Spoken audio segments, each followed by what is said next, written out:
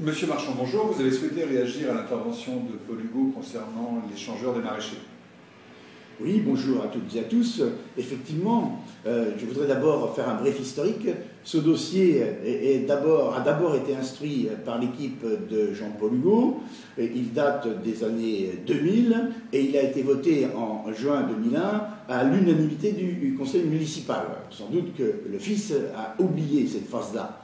Et puis, la deuxième chose, c'est que cette voie était d'abord une voie rapide. Et nous avons négocié avec l'État pour la circulation des véhicules agricoles. Négociation qui a abouti. Elle est devenue ensuite départementale, elle a été déclassée, la donne est donc nouvelle, et des aménagements nouveaux peuvent être trouvés. Qu'apprend-on aujourd'hui? On apprend aujourd'hui qu'une bretelle de sortie de cette rocade sur l'échangeur des maraîchers serait maintenue. Dont acte.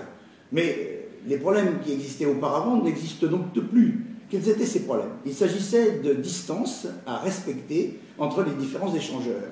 Si nous n'avons plus cette contrainte, il faut donc maintenir un échangeur avec entrée et sortie au niveau des maraîchers comme ailleurs.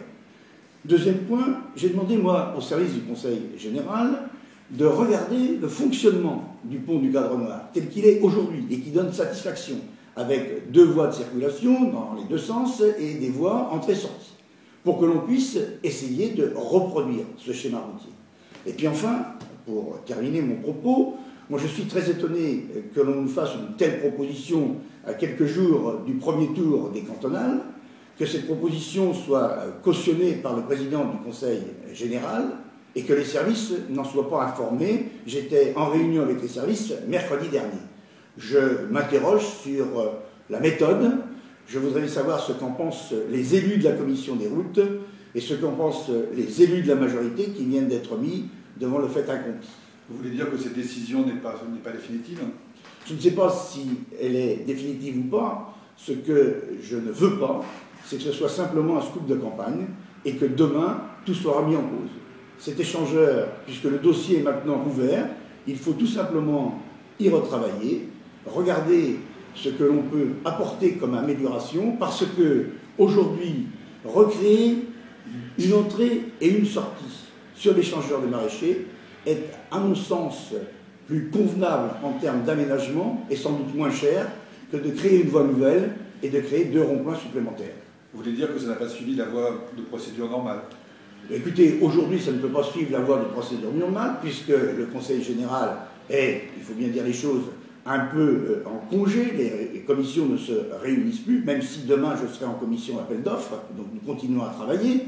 Je crois que le dossier doit être réexaminé. On nous avait dit, c'est M. Alchin qui l'écrit, qu'il était illusoire de penser rouvrir le dossier.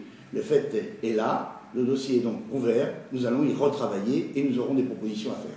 Tant mieux pour les laboratoires. Tant mieux, bien évidemment, pour l'enlaboratoire. Tant mieux si on trouve une solution pour à la fois permettre que le village, la commune de Saint-Lambert ne soit pas coupée en deux, et permettre aussi de ne pas renouveler ce que nous voyons sur l'échangeur de Saint-Hilaire-Saint-Florent, où il y a à chaque jour des embouteillages, ne pas refaire la même chose sur l'échangeur de Demoiselle. Merci. Merci. J'ai un peu bafouillé la fin.